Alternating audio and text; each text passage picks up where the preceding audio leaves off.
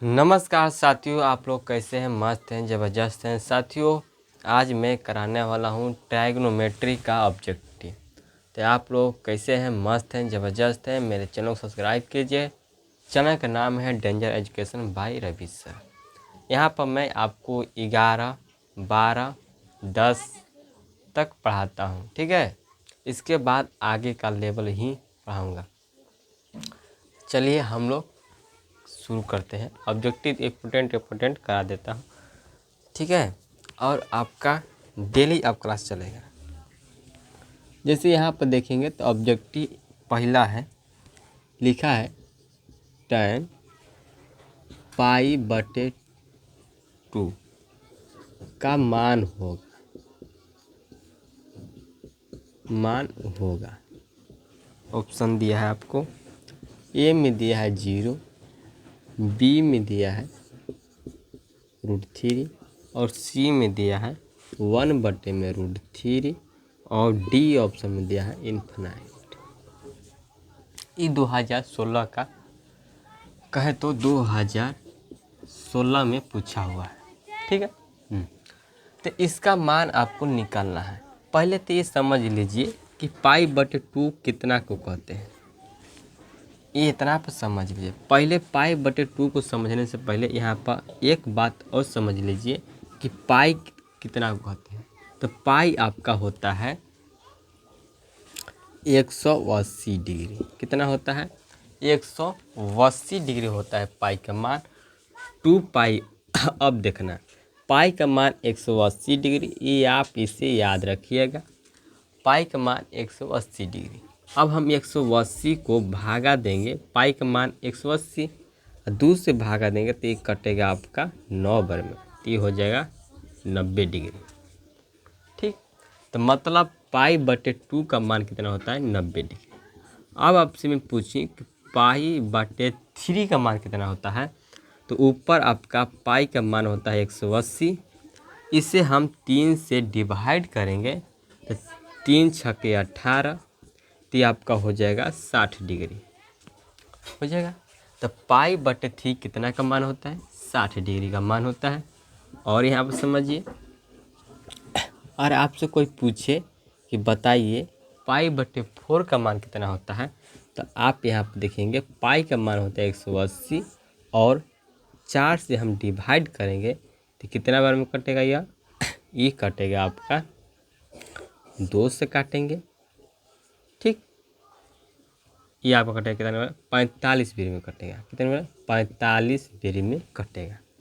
4 से कितने बार में? 45 बेरी में। तो आपका कितना आ गया? 45 डिग्री का मान आ गया, ठीक है।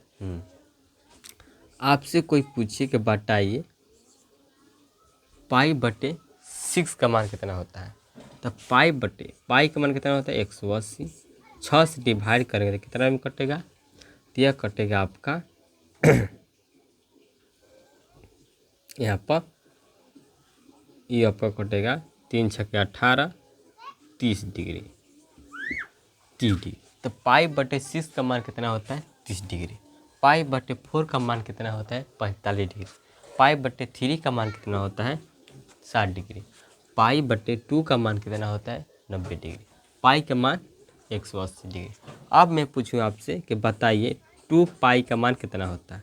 तो देखिए 2 लिखेंगे, अब पाई का होता है 180, गुणा हो जाएगा तो यहाँ पर हो जाएगा 360। तो 2π का मान कितना होता है? 360 होता है, ठीक है। तो आपसे यह पूछा, यहाँ पर ध्यान से देखेंगे तो पूछा है tan π/2 का मान, मतलब 90 डिग्री का मान क्या होता है। तो 90 डिग्री का मान क्या होता है? tan 90 डिग्री का मान, tan 90 डिग्री का मान होता है आपका इन्फिनाइट। क्या होता है? अपरिभाषित होता है। तो इसका ऑप्शन क्या हो जाएगा? डी ऑप्शन हो जाएगा। क्या हो जाएगा? डी ऑप्शन हो जाएगा, ठीक है।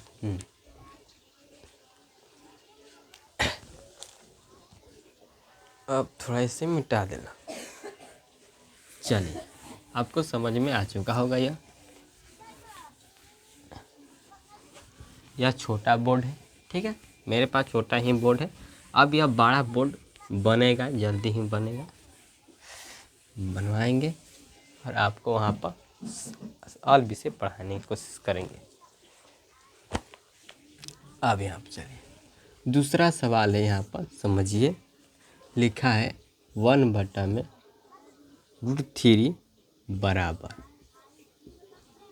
बराबर है किसके बराबर है। यहाँ पर ऑप्शन दिया है, ऑप्शन के अनुसार हम बनाएंगे।